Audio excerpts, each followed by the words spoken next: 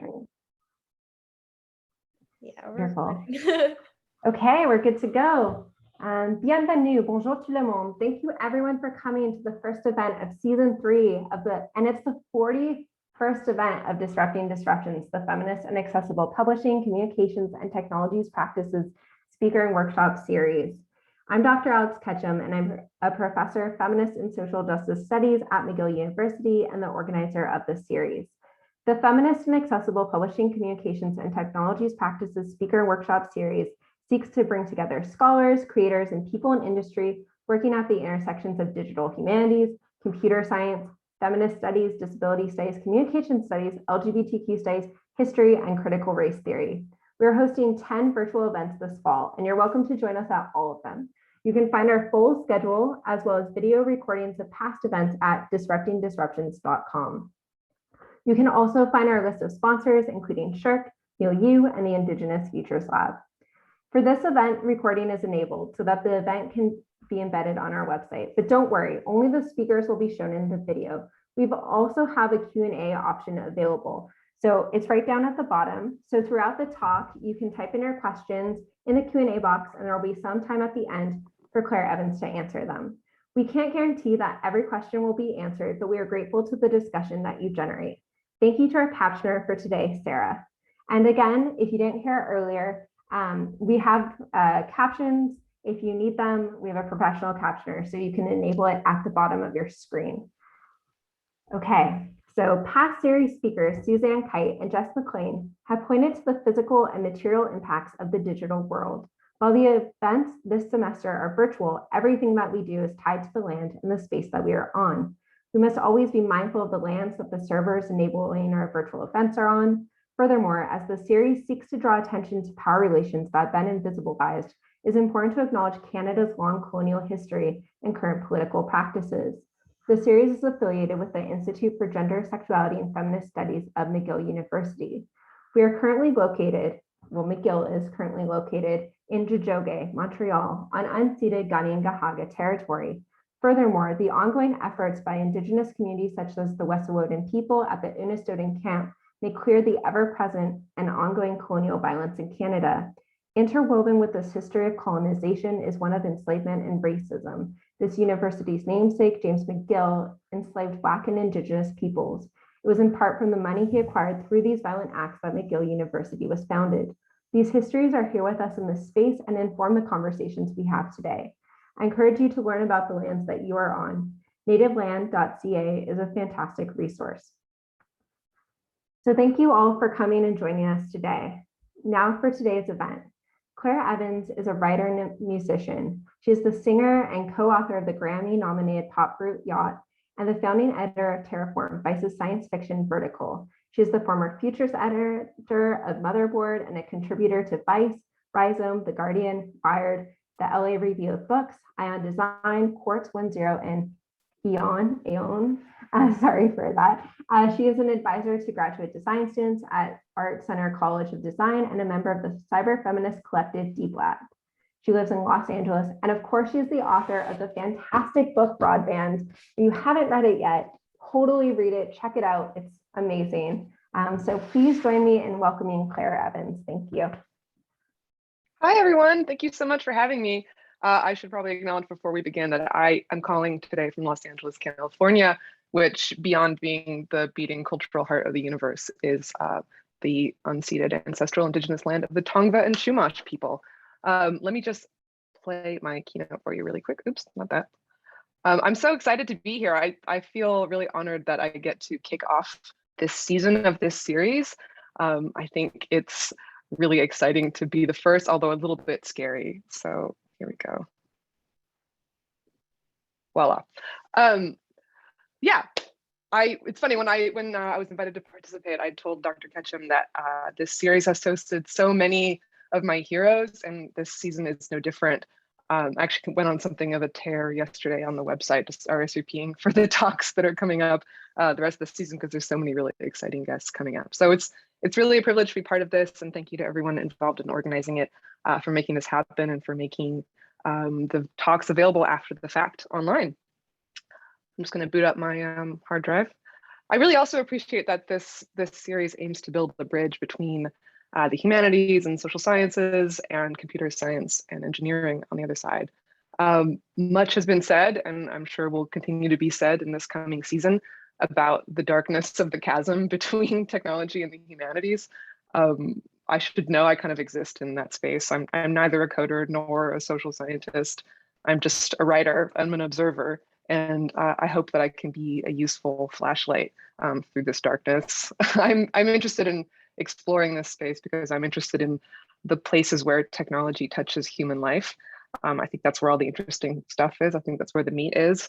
So I'm going to be talking to you today about systems and protocols and code, but I'm mostly going to be talking to you about people, people whose conceptual and practical contributions to the history of computing also shone a light through the darkness in their own way and guided us through things. One thing I've learned, if I've learned anything in the last few years of traveling around both IRL in the before times and virtually in the last few years, and talking about this stuff with people and doing this research, is that although the people I'm talking about today are women, the forces which excluded these women from making more visible contributions to the history of tech and the forces which hid these women from us for so long are powerful forces indeed, and they affect us all in different ways. They've effectively limited, if not entirely prevented, many kinds of people, not just women, especially not just white women, from making the kinds of meaningful impacts that I'm talking about today. So I think every story that we tell about the past implies thousands more, and I'm grateful that we're beginning to scratch the surface more and more and dig up more and more counter narratives about this history in particular, but about history in general. I think all the untold stories, once they're told together, will get us a little bit closer to the truth that was there all along. I'm gonna start with my own story, just so you know where I'm coming from. That's me playing the computer game Myst when I was a kid. I guess that dates me because it's a CD-ROM game. But when I was a kid, my dad worked for Intel, the semiconductor company. And so we had computers in my house for as long as I could remember. I can't remember a time before the computer. And I never felt when I was a kid, when I was growing up, that the computer was something that was like for boys or for girls any more than I thought the toaster or the TV was for boys or for girls. It was just a thing, right? It was just an appliance that connected me to a world of pleasure and connection and learning. And I felt the same way about the web when the web came along a few years after this video was taken. I immediately and intuitively called it home and felt that it was home. I made my first website when I was 9, not to flex. And I understood, I think as a lot of people of my generation did, that the web was a place for community and connection and learning and discovery. And it was a really exciting place at the time. And it really felt like a kind of my home. I felt really native to it. But something happened in the intervening years between this video and me in the Zoom box right here. Obviously, I grew up, the internet grew up too, and it began to feel different. It began to feel kind of inhospitable to me as a person, more importantly, as a woman. It stopped feeling safe, sure, but it also sort of stopped feeling fun. It stopped feeling like home, which is kind of the thing that provoked me to start thinking about this stuff. Because I began to ask myself, like, what happened and when? How did I get so alienated from this place that I used to feel so close to? I'm into history, so I looked for these answers in the past. I talked to a lot of older women about their careers in the early computing industry and on the first waves of the web. And in doing so, I found myself, an arsenal of amazing friends, of course. I also found myself a lineage. And I hope, a great deal of tech mothers and grandmothers for us all to look up to and admire. I also discovered that the history of women in computing is not a recent phenomenon at all. It's as old as computing itself. And so to answer the question of what happened, I think we have to start actually all the way at the beginning. And we could go all the way at the beginning. We could start with the history of weaving, or we could talk about Ada Lovelace. But for the sake of brevity, I'm going to start in 1892. For context, 1892, in January of that year, an immigration processing center called Ellis Island opened for business in the United States. In March, in Springfield, Massachusetts, The very first game of basketball was played, invented by this man, who's a YMCA instructor, pretty desperate to keep a class of youngsters entertained indoors during the winter. But the winter is over now, and it's the 1st of May. So just shy of summer, just shy of the 20th century. It's before the screen, before the byte, before the pixel, before all of this. But there's this strange classified notice in the New York Times on that day that says, "A computer wanted." This is actually the first instance of the word computer in print. And yeah, it wasn't placed by a time traveler, obviously. Whoever placed this ad wasn't looking to buy a computer, they were looking to hire one, because for close to 200 years, a computer was not a thing, it was a job, as in someone who computes, someone who performs computations for a living. So say you decided to answer that want ad. First, you would take a math test, and then hopefully if you pass that math test, you would be given a seat at a long wooden table like this on your first day of the job. And you would sit at that desk every single day and work on complicated large-scale math problems. You couldn't do it alone because these problems would be too complex. You in fact would be working on small pieces of a much larger problem and then cross-referencing your answers and collating them with other people in a sort of distributed network of human computing. So you'd be part of a team working in parallel and crunching each other's numbers and cross-referencing each other's work. And together, as this network, you would accomplish a great deal. You would advance astronomy or ballistics or maritime navigation or pure mathematics. You would form the underlying computational infrastructure of the early scientific age. I mean, you would literally embody it. You would make science possible. And this wasn't really a glamorous job. Computing offices like these were kind of seen as thinking factories. Charles Babbage, the British computer scientist and mathematician, he called what human computers did mental labor. And that's a pretty good way of thinking about it. It wasn't something that was perceived as having any, requiring any intellectual talent or sophistication. It was just work that you did with your brain, just kind of like hammering a nail is work that you do with your hand. Of course, ultimately, human computers did a great deal, right? I mean, they prepared ballistics trajectories for the United States Army. They assisted on studies of nuclear fission on the Manhattan Project. They crunched astronomical data at Harvard. They quite literally mapped the cosmos. They cracked Nazi codes at Bletchley Park. The applications of human computing were as diverse as the applications of any mathematics. These people tackled a great deal of different problems, but they had one thing in common, which I think should probably be fairly obvious to you by now, which is that the human computers were all women, largely. In fact, computing was so much considered to be a woman's job that by the time computing machines came along, largely independently, mathematicians would actually describe how long it took to compute a problem using terms like girl year, or they would describe units of machine labor as being equivalent to 1 or more kilo girls. That's how embedded it was in the language. The historian David Alan Grier, not that David Alan Grier, actually, a different one, David Alan Grier, the author of When Computers Were Human, a great primer on this early history if you're interested in going deeper on it. He wrote that these women were considered to be desk laborers, workers, and earning their way in this world with their skill at numbers. And that might have been a novelty in the 19th century, but things change, right? And especially during wars.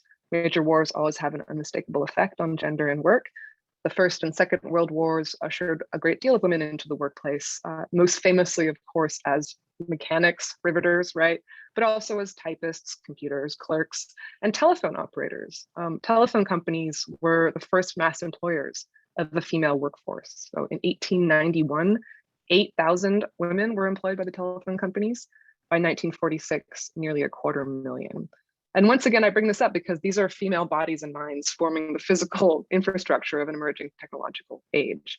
They're quite literally making the connections by hand, sort of forming the synapses of this larger machine. And so by the early 20th century, this was common. Women were staffing switching boards all over the world, keeping records, taking dictation, filing documents, doing all these kind of rote office tasks that are now often performed electronically by digital assistants, bots, automated systems, and of course, AI, many of which still speak in the default with female voices.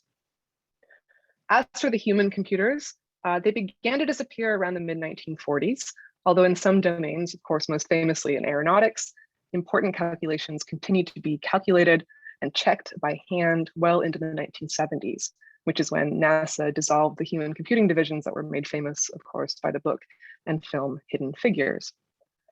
Something you might remember if you've seen or read Hidden Figures is that some of those former human computers actually found work programming the machines which replaced them, these new mechanical computers that emerged from the spike in computer science research during the Second World War. So these machines were the earliest electromechanical and electronic computers, and they were developed in secret during the war to crunch numbers for the war effort, largely ballistics calculations and ballistics trajectories for the boys at the front.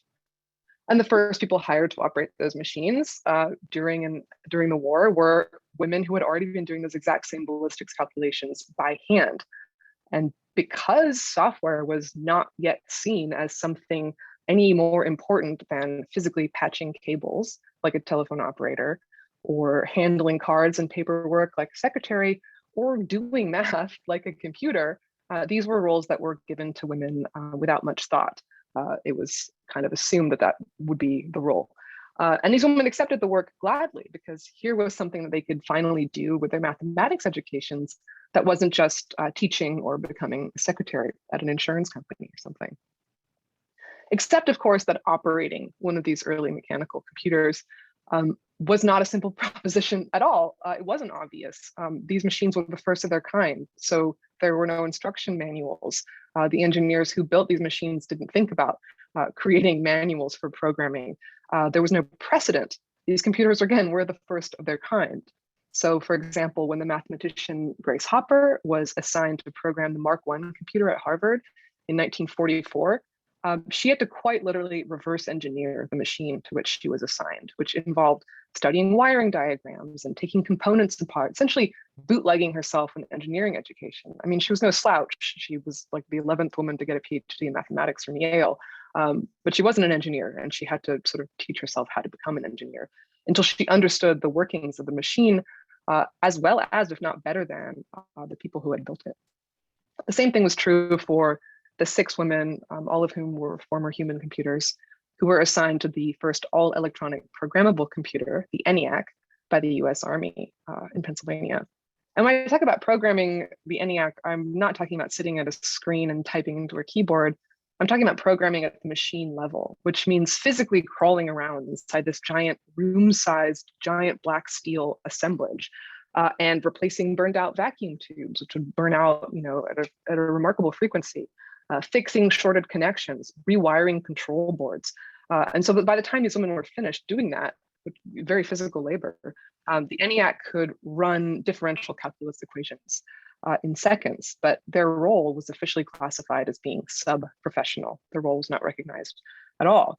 In fact, when the ENIAC was first unveiled to the press and to the public in 1946, so the first time that essentially a computer was sort of unveiled to the press after the veil of secrecy was lifted, these women who were instrumental in programming the machine were never introduced or photographed. Although the mathematical demonstrations that the ENIAC ran for the press were prepared and programmed by women who worked on it for weeks and weeks, they were all cropped out of historical images, and sometimes if they were photographed, they were captioned as being models. So for the sake of writing that wrong, I'm going to introduce them by name. The ENIAC 6 were Kathleen McNulty, Betty Jean Jennings, Elizabeth Snyder, Marilyn Weskoff, Frances Belis, and Ruth Lichterman. And although the moniker, I think, largely served to obscure their contributions to this history, I really do think that ENIAC 6 would make a really good name for an all-girl punk band. And I really encourage someone to take that and run with it. At the time that these women were working, I mean, software wasn't a word, neither was programmer. They were referred to either as coders or as operators, and nobody really knew what the job was either. They didn't understand the technical requirements of the job. One of the ENIAC 6, Betty Snyder, one of the greatest programmers of all time, called what they did a cross between being an architect and a construction engineer, which I think is a pretty good definition of programming even now. But it was through the work of people like her defining this role, both during and after the war, that programming became something that had its own value, that was perceived as something that was separate from just the menial manipulation of hardware, like the arcane flipping of individual bits or the patching of cables, and instead was seen as something closer to a language or languages, or perhaps even an art form. After the war, Grace Hopper and Betty Snyder and several of the other ENIAC-6 went on to careers actually in the early computing industry, heading programming teams at the first commercial computing company in the United States, the Eckert-Mauchly Computer Corporation, which produced the UNIVAC computer, which in the 50s was synonymous with computer, the same way that Kleenex is synonymous with tissues. And because these women were at the time the only programmers in the world, the best programmers in the world, they ran things. They ran the software side of things. So they did the UNIVAC's logical design, they wrote the instruction set, and because software was not an off-the-shelf product at this time, they wrote custom programs for every single client and every single installation, and then had to debug those programs regularly when necessary. So a huge amount of work. In fact, it was because it was so much work that these women started to sort of push the art of programming forward because they were overburdened. They were looking for ways to simplify and streamline what they were doing. So during the war, they had coded at, again, the machine level, which is sort of the most elemental instruction set. But after the war, they started to develop this idea of what they called automatic programming, which is basically just the notion that programmers should be able to step above that machine level, should not have to worry about individual bits, and with the help of intermediary programs like assemblers and compilers and generators, actually begin to code at a higher level of abstraction. And this move towards systems level thinking influenced the development of the entire industry and led to nothing less than the development of programming languages. Grace Hopper, famously spearheaded the effort politically to create one of the earliest and most comprehensive shared computer programming languages, COBOL, the Common Business Oriented Language, which is nobody's favorite programming language, although it still runs a surprising amount of infrastructure, especially in banking today. And it did the job quite remarkably of opening up computing to a new generation. And that's because Grace and her peers, they kind of understood that computing could never sort of grow, blossom, or thrive or develop if it remained something that was solely the purview of experts, if it remained in the hands of what was then referred to at the time as sort of shadowy priesthood of coders. They wanted to see programming made accessible to a new generation of people who weren't necessarily going to be interested in flipping individual bits. And she knew that that could only be possible if they began to think of ways to communicate with computers using something close to natural language, and if that language was hardware independent. So meaning that it could work as well on a UNIVAC machine as it could on an IBM machine. And this notion of interoperability and access, regardless of expertise, is something that comes up really again and again in the history of women and computers. And it's something I'd really like to underline to you today. In fact, I can't tell you how many times in the process of researching this book that I would read about a technology or an approach to a technology that just, had it been implemented at scale, had it been funded, had it been sort of universally adopted at the right time, would have led us to an entirely different world, because the values and the priorities that a lot of these women had was really different than what we're dealing with today. So I really think that these women in this history, they're not just role models, although I think role models are important. They actually provide us with really useful tools, and they help us to imagine another way of building things and another way of treating each other. So let me give you a kind of more concrete and more recent example, skipping forward in time quite a bit. This is my friend, Stacy Horn. Stacy Horn started an online community in 1989. So that's before the web. And in those days before the web, when you sort of talked about online, usually what you're talking about was a bulletin board system, or BBS. Basically, I mean, a message board, right? A text window that you call on the phone and pay for by the hour. Stacy was sort of an early adopter. She went to ITP in New York. She was really kind of well-versed in these technologies. She spent a lot of time on an early bulletin board system that was very famous and is very notorious in the history of computing in San Francisco, called The Well. The Well was this iconic sort of founding online community, but it was very San Francisco. It was very male heavy, and it was very sort of imbued with that kind of cyber hippie rhetoric that was very popular in the Bay Area at that time. And Stacy's like a dyed-in-the-wool New Yorker, and it never made any sense to her, and she always felt out of place. And she was way too cynical for the cyber hippies. So when she started her own BBS system, she brought the culture of New York into it, and she called it Echo, an East Coast hangout. This ad kind of gives you a sense of the culture of Echo. It's very snarky, very Gen X, very funny, very kind of intellectual. And she hosted Echo not out of a garage in Palo Alto or in some incubator or tech office funded by big telecom money, but out of her apartment in Greenwich Village on a stack of modems and servers surrounded by toy figurines and paperwork and pictures of her friends. Here's Stacy with all of her modems in the late 90s. It was an interesting place. Obviously, culturally, there's lots to be said about it. Stacy wrote a really great book called Cyberville, which I highly recommend if you're interested in online communities and some of the early issues surrounding moderation and community online. She's, I think, has a kind of a really, really interesting perspective on it. But the really interesting thing about Echo is that in those days, in the late 80s, at the very beginning and later, women made up only a very small percentage of the online population, maybe 10 to 15%.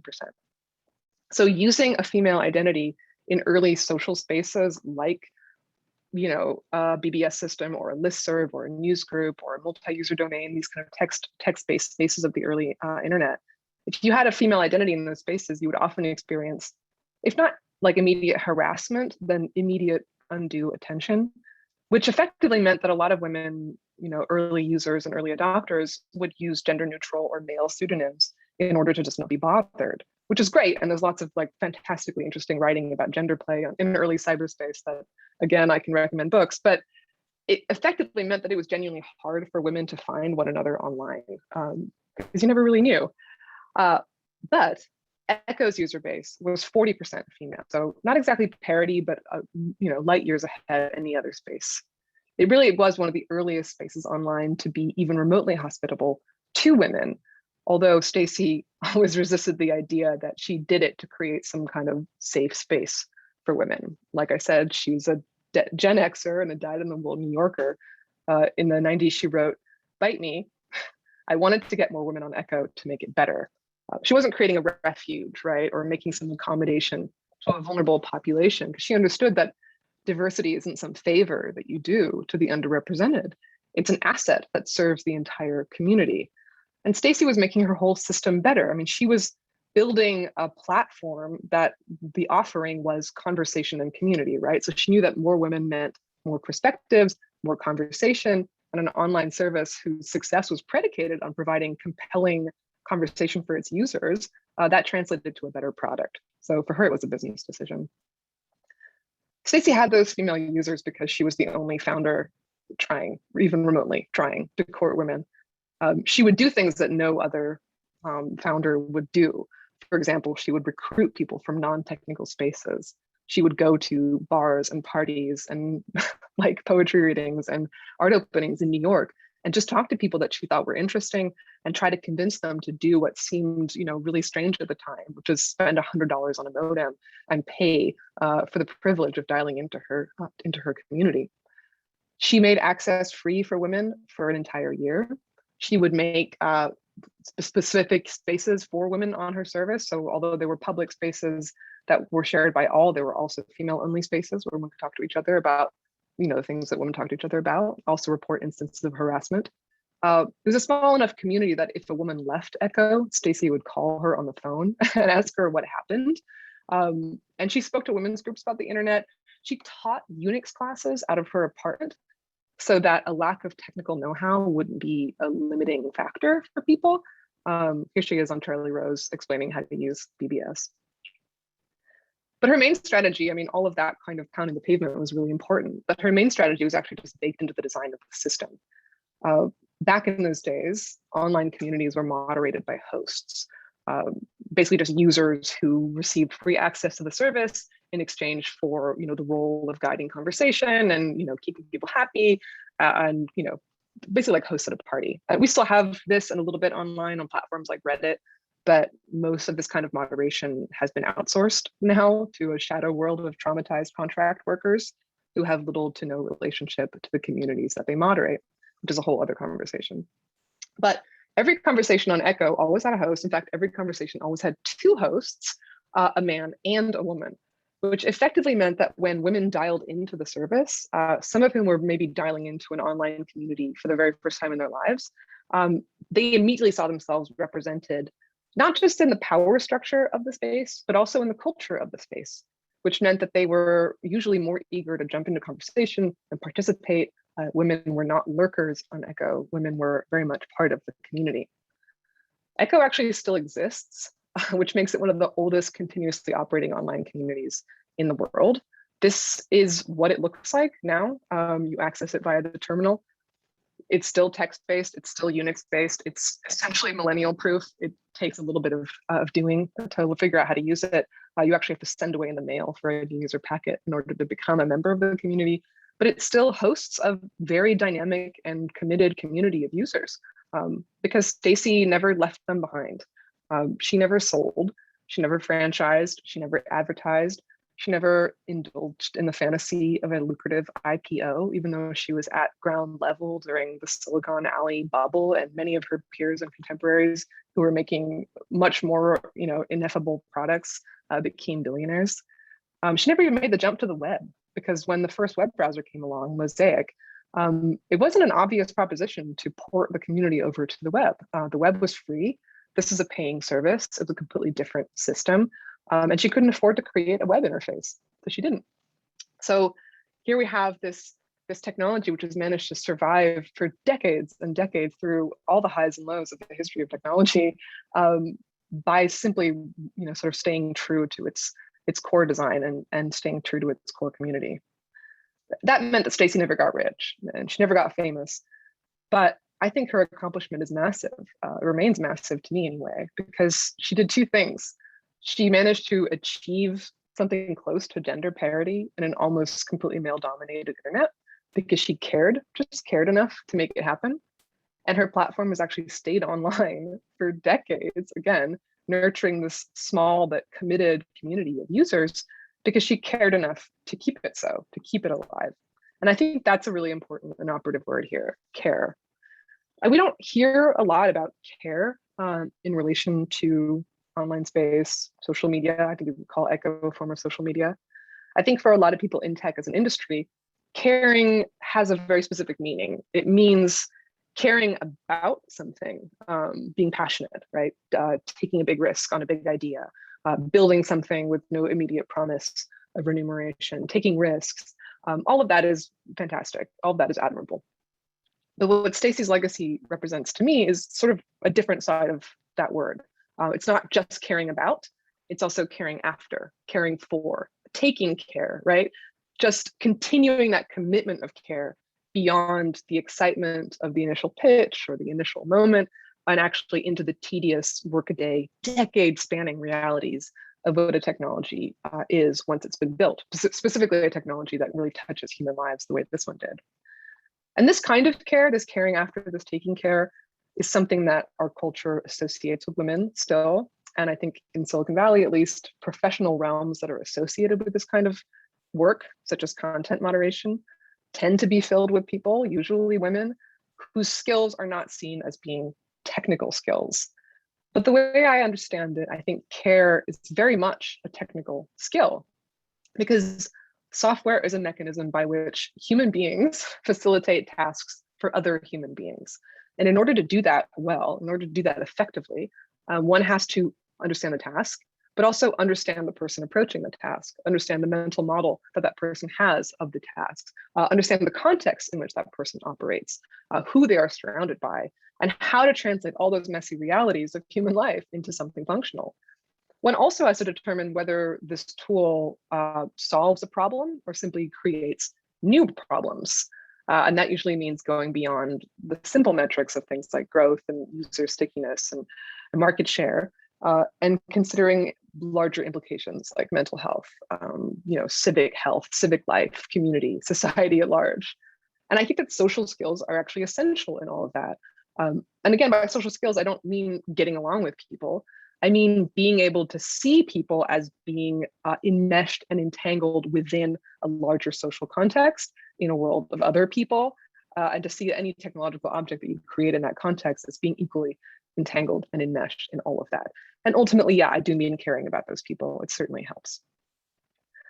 Now, I know that Echo can't realistically compete with its inheritors or really its contemporaries, but I still come back to Stacy's story a lot, and I think about Stacy a lot because it represents to me this great lost opportunity, specifically in social media, right? Like, what if the architects of our present day social media platforms had made the same efforts at representation and inclusion and mutual respect that Stacy did with Echo, without fanfare, just because she thought it was the right thing to do?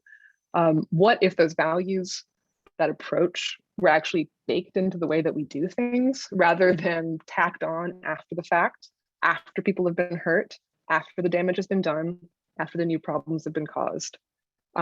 Would I be like giving this talk and opening with this story about how I don't feel at home on the internet anymore, how the internet doesn't feel like my country? I don't think so, right? I don't think so.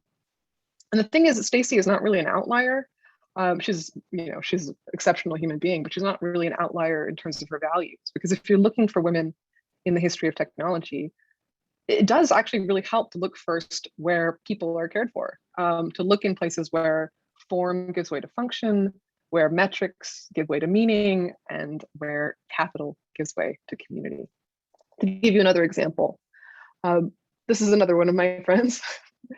I gotta say, writing a book is the ultimate life hack because you get to build this arsenal of fantastic new friends. This is Wendy Hall, Dame Wendy Hall, actually. She was given the female equivalent of a knighthood for her contributions to computer science in 2009. But when this photo was taken in the 80s, she was still a lowly lecturer at the University of Southampton in the UK. Her field initially was mathematics, sort of an arcane branch of topology, but she didn't really dig computer science because she didn't understand how it could be interesting or applicable to people's lives. She found it to kind of be dry and tedious until she discovered hypertext. Hypertext. In those days before the web, hypertext was the study and practice of connecting ideas, images, multimedia documents, and further things together in closed computer systems through links. So we think of hypertext today in terms of the web, right? The web is built in hypertext markup language. We have hypertext links that sort of stud the web, but it's a much older discipline. And since like as early as the mid-1960s, it had been this kind of larger study of turning, how do we turn all of this digitized data that computer memory was beginning to make accessible into something useful, into meaningful, applicable knowledge.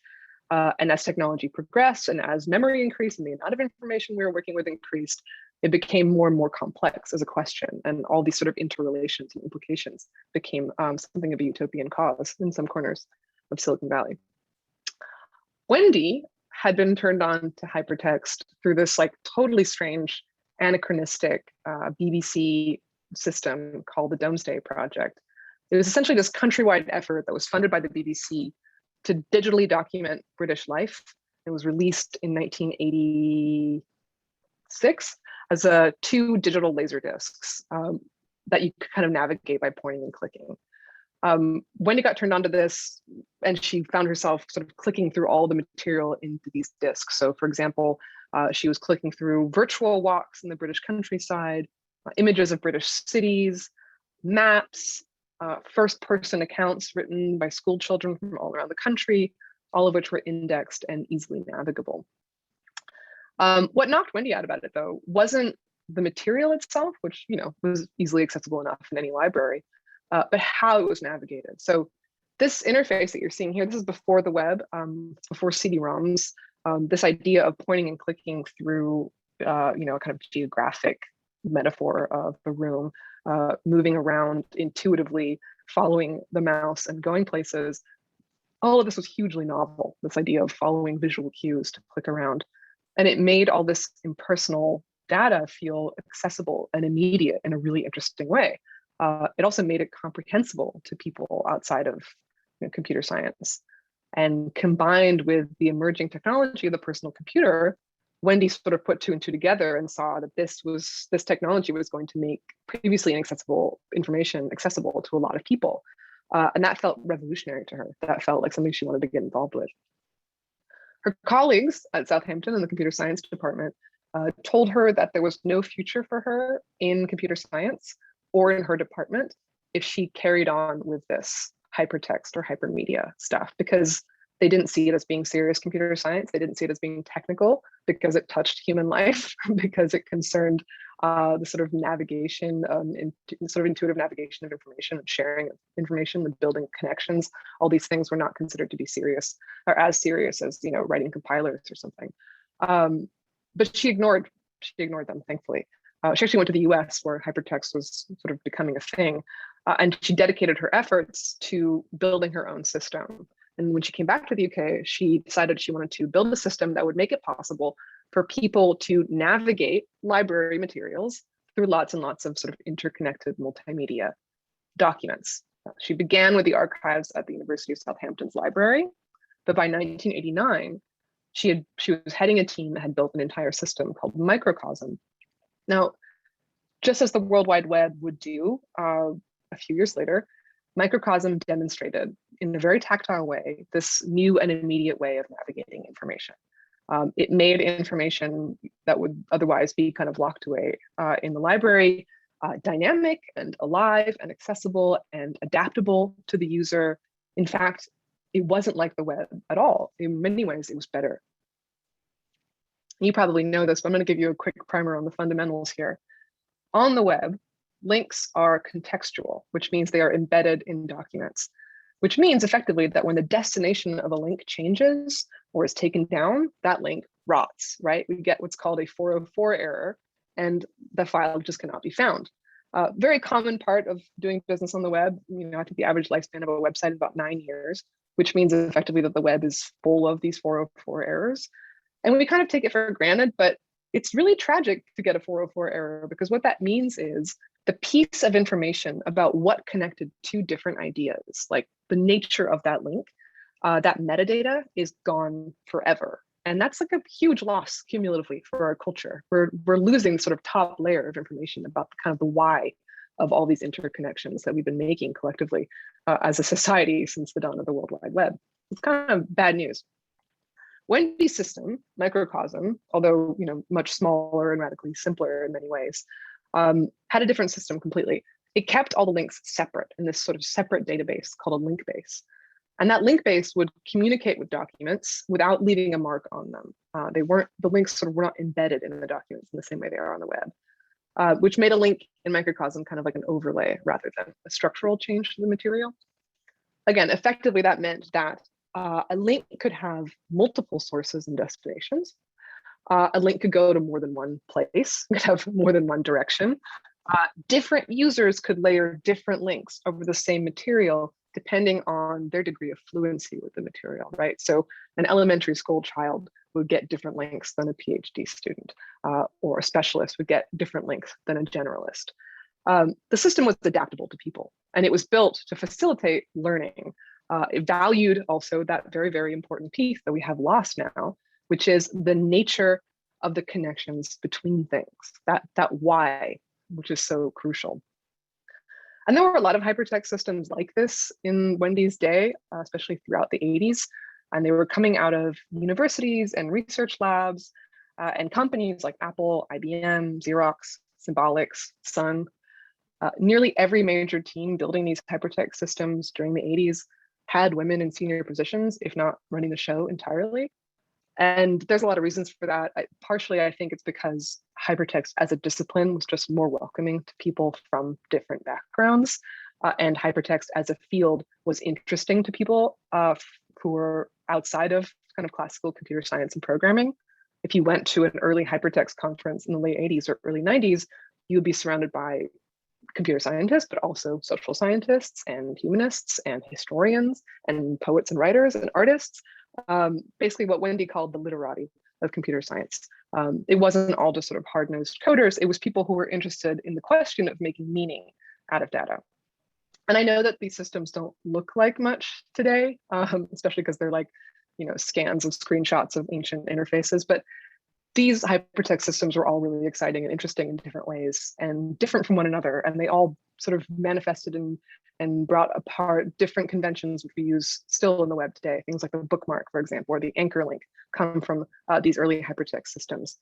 And they were all different, but they all shared this interest in the nature of the connections between things. Why things were connected, that metadata, was what the field was about. Because from why emerges, the most interesting, the deepest kind of meaning. In fact, that was so much what the field was about that the very first time Sir Tim Berners-Lee, he got the male equivalent of a damehood for his contributions to computer science. The very first time Sir Tim Berners-Lee presented a demo of the World Wide Web, like showed the World Wide Web to any audience in the United States. It was at the Hypertext 1991 conference in San Antonio. And nobody was impressed and nobody cared. His paper was not accepted to this conference. He had to fly on his own dime. And he brought his $10,000 NextCube computer from CERN to demonstrate his system on the demo floor of the conference, which was held sort of after all the talks and presentations. And people were not impressed by this at all. They took one look at this demo and they saw that the links were contextual. They were embedded in the document. So they saw that flaw that I told you about just now. And they only went in one direction. They weren't constructive. You couldn't build your own links. You just had to follow links that were already there. And all these things, like what good was a hypertext system going to be if the links could so easily break? And it relied on, the backbone of the internet, which at the time was, kind of a hugely expensive and strange proposition. So everyone looks really unimpressed. And anecdotally, like one of my favorite stories about this entire history is that the demo period of this conference, the moment when Tim Berners-Lee was showing the World Wide Web to anyone in the US for the very first time, that demo period was held at the exact same time as the cocktail hour, which, because it's San Antonio in the 90s, the cocktail hour was a margarita fountain in the courtyard. And so it's true story. Like the first time the web was ever shown to anyone, pretty much everyone was outside drinking margaritas. Like that was more important to them. And you can even see in this photograph, there's a little margarita cup right there. So this woman wandered in from the courtyard to check it out. So, okay, we all know what happened after this. Obviously, these scholars were not right. 1 year later, in 1992, Tim Berners-Lee published the very first image to ever be clicked in a web browser, a photo of this doo-wop band called Les Horribles Cernettes, who were a group of female CERN employees who sang these satirical songs about life at the research lab. And after that, obviously, came everything else. The web became standard. By 1994, Tim Berners-Lee was giving the keynote at the Hypertext conference. The Hypertext conference and the World Wide Web conferences were held at the same time from there on out because their audiences did not overlap at all. And all these more sophisticated hypertext systems, like Wendy Hall's microcosm, became a thing of the past. And before I move on, I'm going to just do this completely tangential thing, which is to share with you a music video of Les Horribles Cernettes. I feel your screen with hearts and roses. Because it's amazing. I feel your mail file with lovely phrases. They all come back invalid user. You never let me into your computer. Sorry, that's my water break. But isn't that amazing? These women are CERN employees, and they're singing these doo-wop songs on top of a Crane supercomputer, at the Large Hadron Collider. Anyway, this band is their image is the first image ever to be clicked on the web, and there's a lot more of these videos where this comes from. So if you think this is amazing, just you wait. They're all on YouTube. Anyway, the thing is that there's no way for us to know if something like microcosm, like Wendy Hall's microcosm, could have been as important to us as the web is today. Just as there's no way to know what would have happened if Stacy Horn had had enough funding to transition from Unix to the World Wide Web and build her early social network there. But that doesn't stop me from dreaming about it, and it doesn't stop me from thinking about what might have been. And that's kind of the thing I think is the most important about these women, about these sort of different futures that this past presents us with. These stories demonstrate, I think, quite vividly just how many other options there have been, how many other paths have laid before us, and how many paths must still lie before us if we just know where to look for them. It's important to remember that in technology, in history, in life, nothing happens in a vacuum, right? New technologies don't fall from the sky fully formed. They emerge along this much larger continuum of ideas. Programming languages, as we know them today, wouldn't exist if it weren't for overworked female programmers and their ingenuity in the 1950s. The World Wide Web, as we know it today, could not have existed without decades of research into the hypertext fundamentals that were conducted largely by women. Social media, as we experience it today, could not exist without the decades of experimentation with online community building on the early internet, on platforms which are long gone, and some of which still survive. Tech history is so often told to us as this narrative of solitary geniuses, one after the other, Tim Berners-Lee, Bill Gates, Steve Jobs. And of course, those people are remarkable people, but they've never been alone because they've always been surrounded by people and other ideas. And that's kind of what's exciting about technology, I think, in a way, because making big things requires big communities. And when I say communities, I include the users because I think they are sort of fundamental in how technologies develop. And that's what's cool about technology. But it's also what makes it really hard to see where things come from and to see or anticipate where things might still go and could still go. And when we don't see that, and when we don't see that beautiful multiplicity of this history, we leave out a huge part of the story, and we make it harder for those other versions of the history to work their influence on our world and make it better.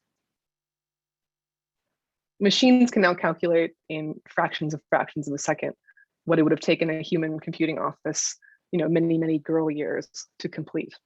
But let us remember that for a few centuries, women working together were the hardware. They were these distributed biological machines capable of calculations beyond the capacity of any single individual. And the computer, as we know it today, is named after the people it replaced. And long before we came to rely on the network in any real way, our great-grandmothers and great-great-grandmothers were performing the functions that brought its existence about. In the 60s, women were half of the workforce in computing, at least in the US. And they earned 40% of computer science degrees at American universities until about 1984. This is a much cited article from Cosmopolitan in the late 60s, in which Grace Hopper is quoted talking about how programming should come naturally to women because it's like planning a dinner party, and you have to have all the parts ready ahead of time. Technology historians who are much more brilliant than me suggest that the professionalization of the field is what led to implicit masculinization, and that things like professional and educational requirements that became necessary to get a job as a software engineer, starting in sort of the mid to late 1970s, made it more difficult for sort of autodidactic women to keep their toehold in the industry that they were nonetheless founding members of. And this seems to have set this male-dominated boys' club precedent that has been reinforced over the years through more sexist hiring practices, but also through misconception and just marketing images like these. This is a 1977 Apple II ad. It's pretty clear who the audience is intended to be and who is on the outside. Of course, products like these, the Honeywell kitchen computer, very condescendingly marketed to women as a tool to help them organize recipes and household expenses. With this kind of copy, if only she can cook as well as Honeywell can compute. If you look at any computing magazines from the 70s, it's chock-a-block, this kind of thing. It's very clear who the industry thinks its audience is. I'm what they call a geriatric millennial, so I grew up with this kind of image. This image that men are somehow natural to the realm of computing, and that women are at best accessories to it. This is, of course, a still from Weird Science, this movie where two nebbish boys use a computer to program their own dream woman. And like these kinds of images are so powerful, right? I don't know what to call it other than propaganda. I mean, that's what it is. This isn't like this isn't the way things are. It's just the way things are shown to us. So if you remember nothing from this talk, nothing about BBS communities or hypertext systems or automatic programming, do remember that if there's a boys' club that dominates tech as an industry, today it is a verifiable anachronism. It's the fluke. And we all have a part to play in sort of reorganizing those misconceptions. I'm just here to tell you the history as I see it, how we got here, because you can't build a house without a foundation. And I believe strongly that in a technological world, technological histories are important. And if women and girls are able to see themselves in, the DNA of the world's most transformative, for better or worse, technologies, then we can see ourselves in the future more clearly. And when it comes to the future, I don't know any more than anyone else, but there is one thing I know for sure, which is that if we are going to survive the future, dare I say, if we're going to restart, then we'll need all the help we can get. Thanks. Thank you so much, Claire, for such a wonderful and exciting talk. It was really great to see all of the visuals of the different images and videos of the kinds of case studies that you talk about in the book.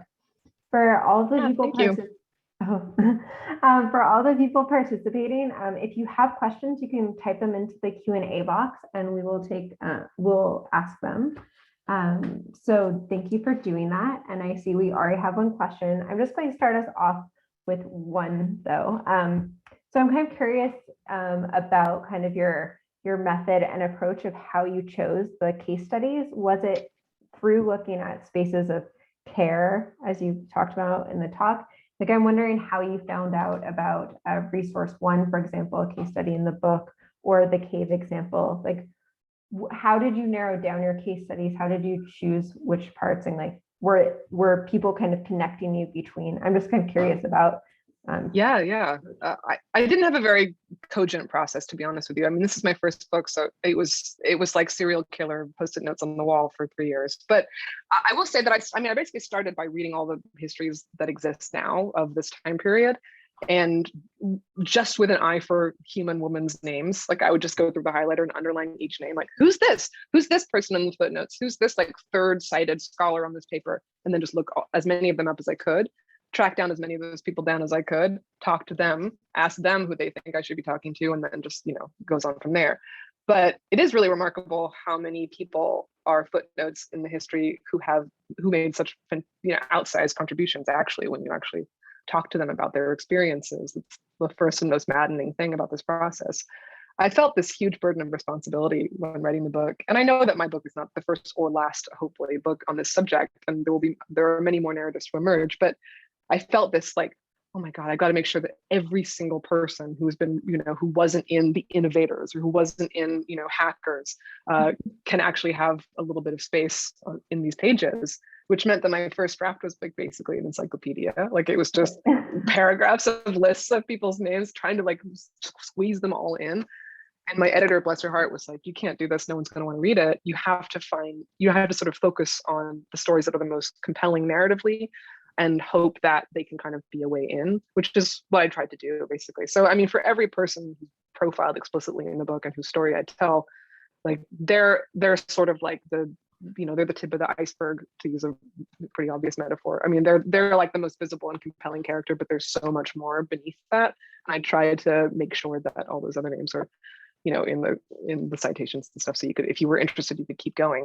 But ultimately, yeah, it was like a kind of a balance between wanting to be comprehensive and wanting to tell a compelling enough story that people would actually sit and read it and feel connected to these characters and see themselves in these characters, and and want to kind of get engaged. Yeah, it's a tricky balance. But yeah, I to answer your question about how I found resource one, it's funny. A handful of things in the book ended up crossing my radar because of Wikipedia, weirdly. Like, I think there's been efforts in the last few years for people to kind of write themselves into Wikipedia. There's been these groups that are like working to like get more marginalized communities and women on Wikipedia. And the net result of that is that there are communities of people, like, for example, the Resource One group, who wrote their own Wikipedia page maybe like 1 year before I started writing Broadband. Like, they wrote themselves onto Wikipedia, and I found it, and I was like, oh, what is this? And when I reached out to them, they're like, oh, cool, we just made the Wikipedia entry, so we're glad you found us. So it's amazing to see how actually, like, how huge that really is, and the impact that it can have. Yeah, the couple things like that, like the cyberfeminism too, is I found like a lot of cyberfeminist artists I found like on a Wikipedia deep dive. In fact, the whole book began as a Wikipedia deep dive. Like, one late night in a hotel, I was just like, what is cyberfeminism? What is this? I'm like, going deeper and deeper and deeper. And yeah, that's where I started. But mostly it's just talking to people, right? And asking them who they think should be in the book. And I mean, I can't tell you how many people have emailed me since the book has come out saying, oh, you forgot such and such, or oh, I should have been in this. But that just means that a sequel, I guess, will have to come out, broader band. Nice. I like the sequel's title. So our first audience question comes from Carmen, who asked, is there now a women's community in the web similar to Echo, or like any kind of parallels you find similar? Ooh, that's a great question. I mean, I think the web is so different now, right? I mean, I think one of the things that was really prescient about the design of Echo, and I think Echo was the first online community to really do this, was that Stacy explicitly created like public and private spaces. So there were places that you could go in the community where you were essentially like in the town square or whatever, in the agora, on your soapbox, yelling with everyone. And then there were groups that were like just for women, or there was like the Alcoholics Anonymous group, or there was the queer group. There were all these like little siloed off groups that were invite only. And I think I think she understood in doing that people are different in different contexts, and that social life isn't just yelling in the town square as much as like, you know, some people would like it to be. It's, you know, who we are is different when we're with our families, when we're with our friends, when we're with different subcultures and communities. And so she designed for that, which I think is really smart. And I think it's prescient in the sense that that's the way a lot of, I think, social media is going today now, right? Like we're leaving the public forums and we're leaving the public squares because it's too hostile and strange to be, you know, like to be yelling at and with strangers. It's much more compelling to be in a Discord with your friends, or in a Slack channel with your friends, or in a group DM, or, you know, like in your like little Finsta community. But I think these sort of insular pockets are the places where community really actually survives and lives.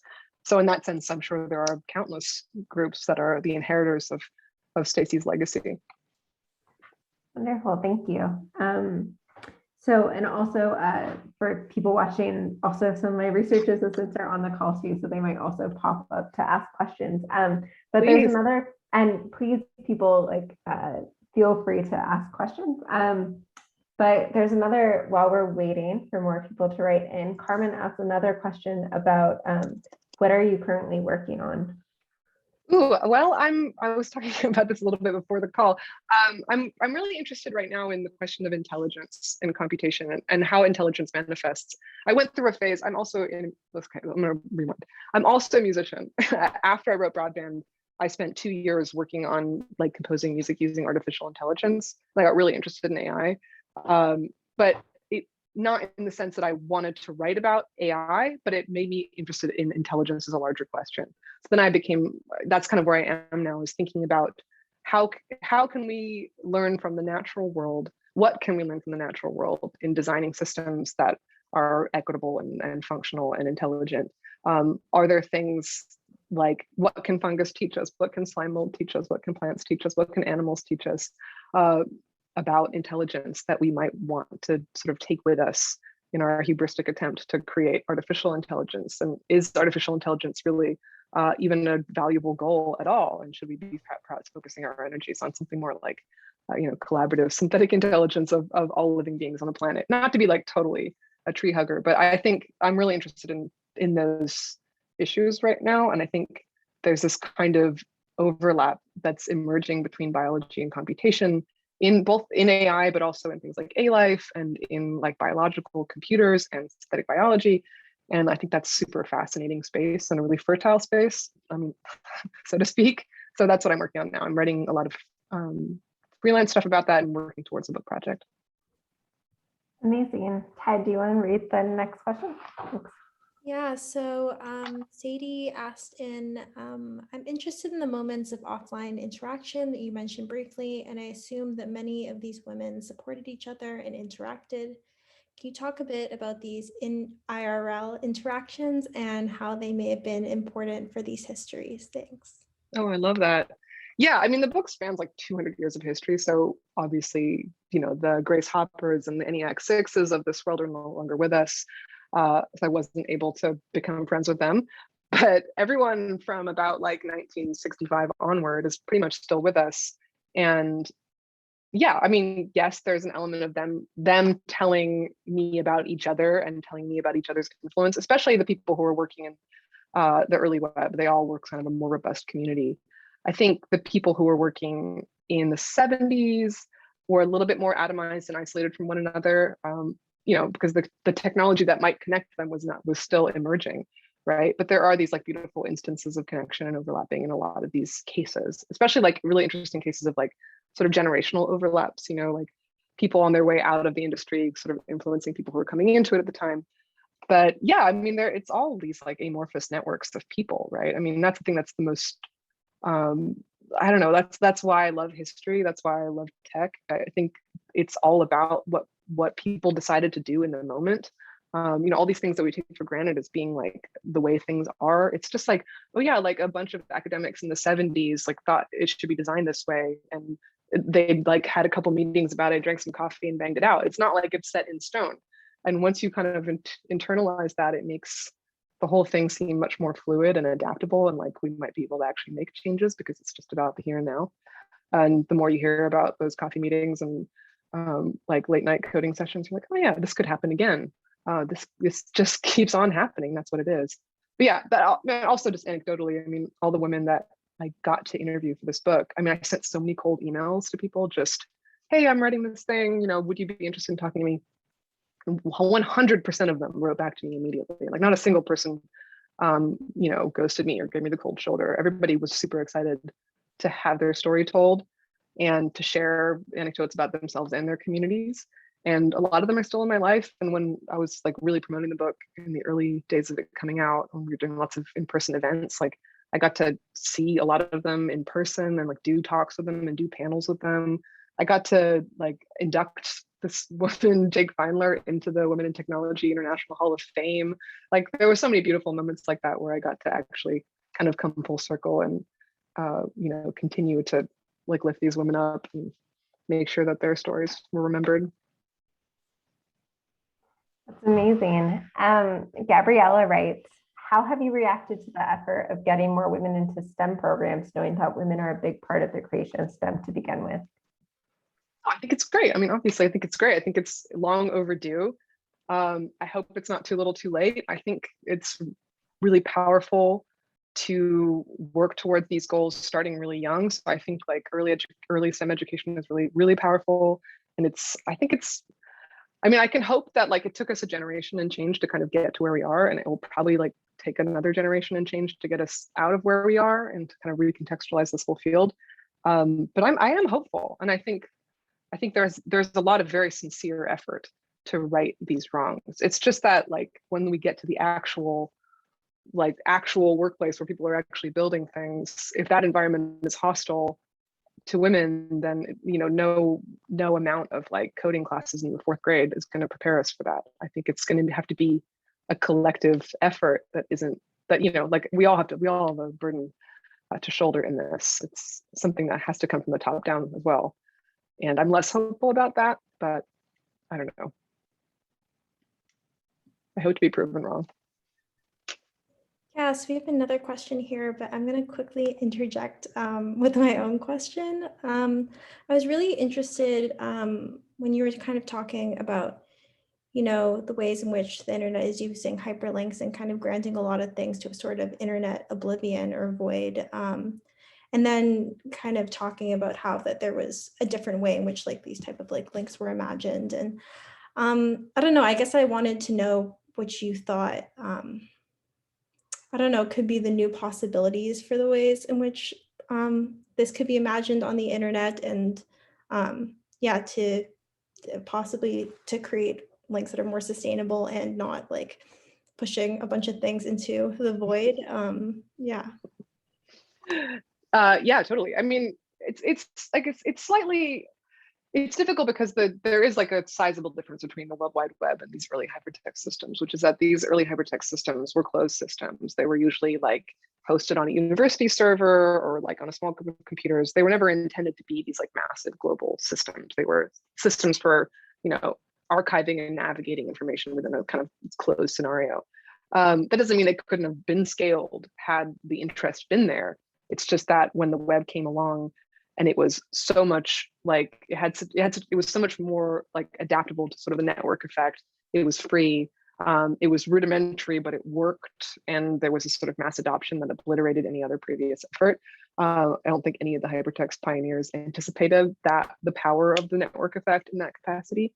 And nobody really anticipated the fact that like access to the internet backbone would be something that people would actually have in their homes outside of a research or academic context. I do still think like the ideas are still there. And actually Wendy Hall of Microcosm fame was really involved in like the semantic web later, which was like an effort to sort of be, to reframe the structure of the web to emphasize that metadata that was lost initially. And she told me that she was like really pleased to see all her ideas come full circle because they were still relevant. This idea of like preserving the nature of the connections between links was still as important as it was then as it is now, especially because now we're trying to like train AI systems on, on this metadata, because like maybe a link is intuitive to us. We see two things that are linked together, we get why implicitly, but you have to explain that in really explicit terms, if you're trying to train like a machine learning algorithm. So all of that stuff, that idea of that metadata actually is really important when we're thinking about, training systems to understand all of the output of the human race online. So there is, I think that will continue to be a point of interest. But then again, I mean, the web as we know it today has already mutated so much. And I think the World Wide Web, like our idea of what the World Wide Web is, I mean, it still exists, but it's not as important to us as it was 10 years ago. We now have the social web. And I think when that eventually collapses, as all empires do, then we will be entering into like a brave new decentralized world that I have yet to fully internalize and understand. But I am hopeful that there are possibilities in decentralization that could like make those ideas live again and make the idea of like preserving link metadata possible again, I hope. I mean, I went to the Decentralized Web conference a few years ago in San Francisco, and everybody there was either like an elder of the first wave of the web, like all the sort of Tim Berners-Lees of the world, or a grad student. There was like nothing in between. Like it was like this crater that like Silicon Valley, that capitalism had created between people who were actually interested in making a web that worked for people. So that made me hopeful in a way. I was like, oh, these ideas are coming back around, and there's like enthusiasm for understanding the past and contextualizing things anew. So I don't know. I am kind of hopeful about that, although I'm still a student for sure.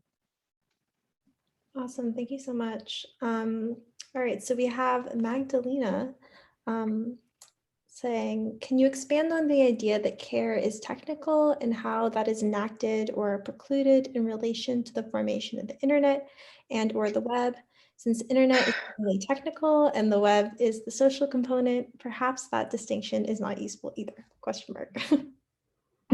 That's an interesting way of framing it. I don't know, yeah, I mean, I think I interpret care pretty broadly. I mean, it's not just necessarily community management, moderating, these kinds of like roles that are explicitly caring roles. I really just mean like valuing those places where the technology actually comes into contact with human beings. I think it's tricky in this history specifically because if you look at like the places where women have made the most contributions, it's very easy to say like, oh, women do software and men do hardware. Like there's all these sort of historical, like Charles Babbage and Ada Lovelace. Babbage made the computers, Ada Lovelace wrote the software, like Grace Hopper wrote the software. It seems that way. Like it seems like there's this kind of intuitive connection between like these sites of like, yeah, more human interaction. And you see a lot of whatever, I'm rambling, but and I think that's really tricky. I don't want to be essentialist about anything. I don't think that is like a natural affiliation. I think that those user touching places, like initially programming itself, software design, although now it's less that way. But like user interface, moderation, community, all these things that like touch human beings in an explicit way, those are the places that are less valued by computer science, right? Like there's a woman I interviewed in my book who was a hypertext engineer, was talking about basically like computer science has always marginalized people who are interested in users, which is kind of ridiculous because like we use computers, like we are all users. We are all the users of computers. So I think like these user touching places have been places where women have historically just been able to have purchase, like have been able to get a toehold, have been able to make contributions, because those areas are not seen as being as important or therefore less competitive, and less kind of like less hostile. So there's this sort of, I don't know, I like that kind of that it's kind of nebulous in a way, but I think that if we kind of recategorize that kind of that whole thing as just like, this is caring about people should be just spread out across the front end and the back end.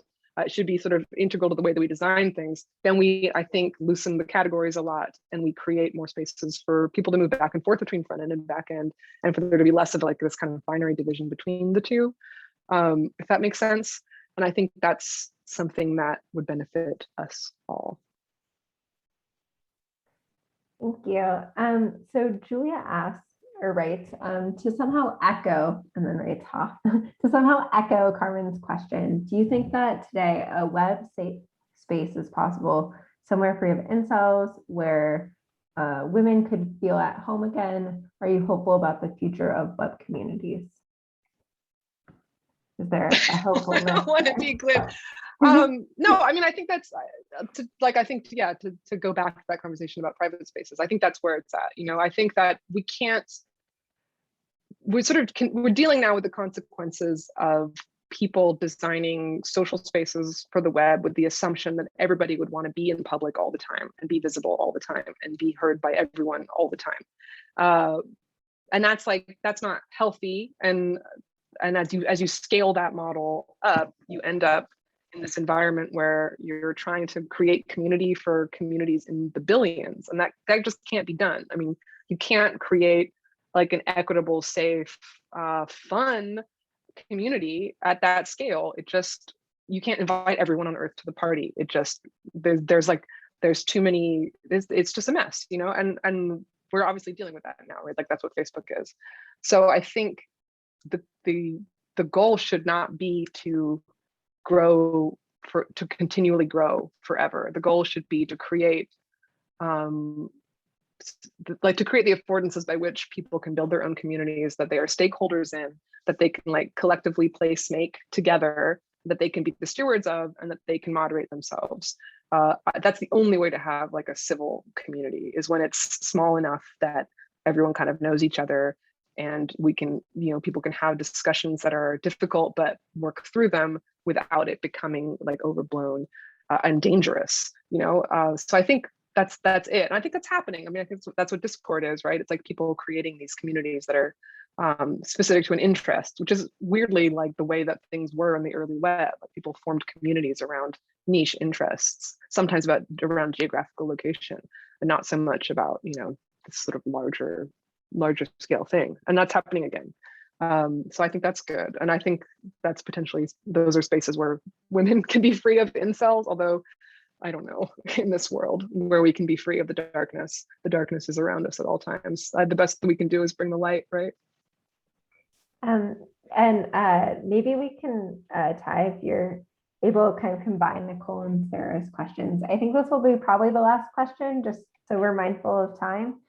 Last question or so.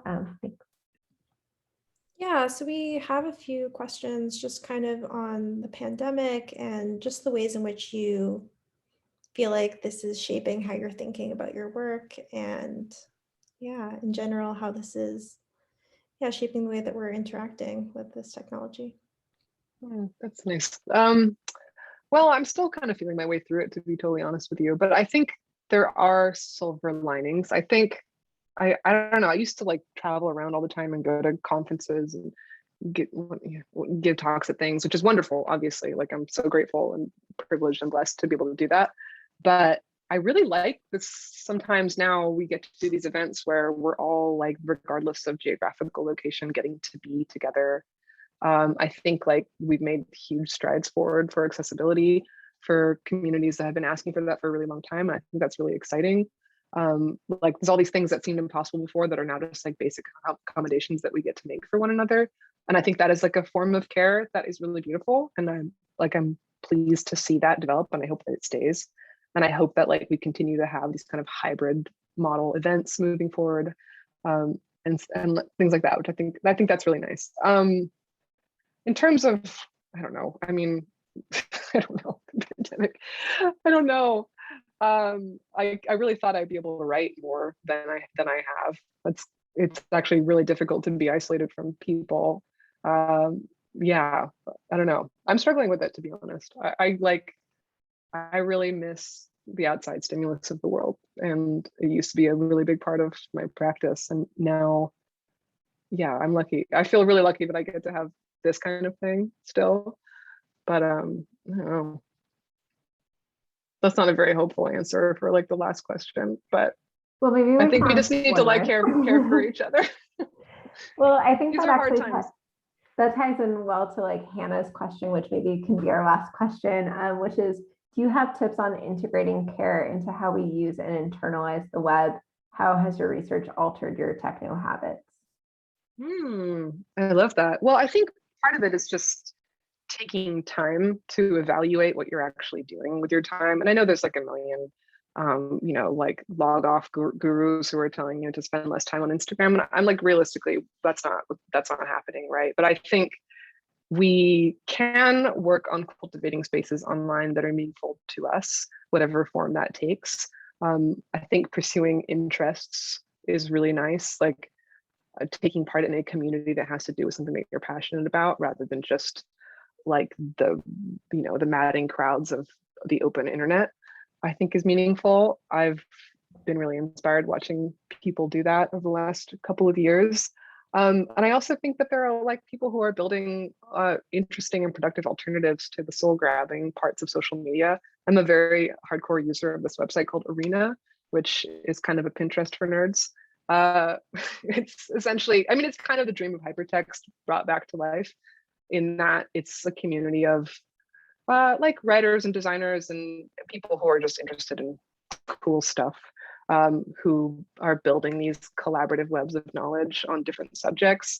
So for example, like I have a channel on Arena all about trees, and then I have like a couple of other people who are also have channels about trees, and we're like connecting different things about different parts of our channels together and building this larger network of knowledge together cumulatively.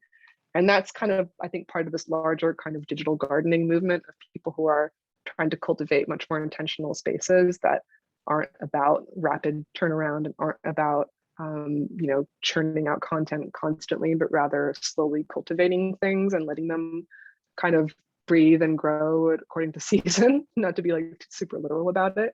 But I think there's a lot of space for that. And I don't know, I think there are people who are building websites in that way, like building personal websites that are designed just to be like little like lovingly tended works in progress. I think we can all definitely take a step back from the assumption that we need to constantly be producing in order to be visible, and instead like respect and honor our own process, and like, yeah, try to like give care for ourselves in that way, and also not expect others to do the same. You know, I think, yeah, and like nurturing the connections that are really meaningful to you above all else.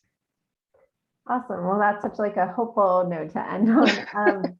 And Mandy had been like compliments about really enjoying this talk so much. And so you can see it in the Q&A. And I share Mandy's thoughts.